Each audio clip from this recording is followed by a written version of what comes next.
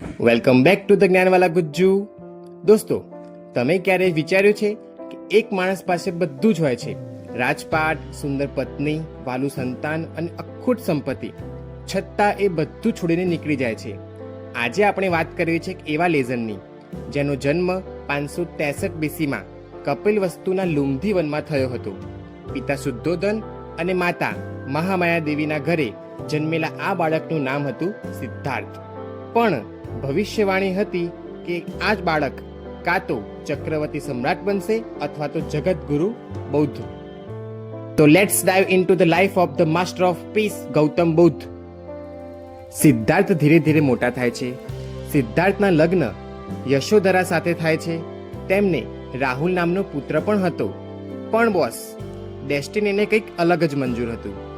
રોગ, વૃદ્ધાવસ્થા અને મૃત્યુ, આ ત્રણેય વસ્તુએ સિદ્ધાર્થના મગજને હલાવી નાખ્યું હતું. માણસ આ દુઃખોમાંથી બચી કેમ નથી શકતો? બસ આ જ એક સવાલે 29 વર્ષની ઉંમરે તેમને ઘર છોડવા માટે મજબૂર કર્યા. આ ઘટનાને બૌદ્ધ ધર્મમાં કહેવાય છે મહાભિનિષ્ક્રમણ. ફેમિલી, વેલ્થ અને પાવર, આ બધું જ એક જ રાતમાં ત્યાગી દીધું. That's the guts of the main.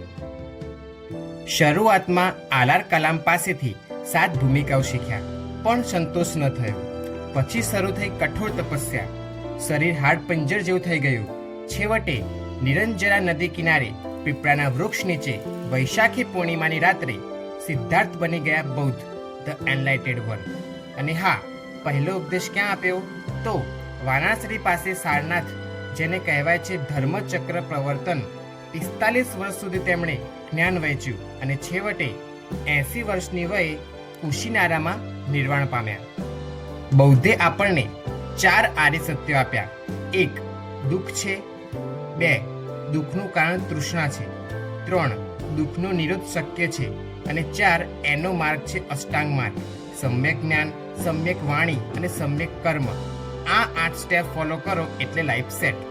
બૌદ્ધે personal develop માટે પણ 5 ઉપદેશો આપ્યા છે.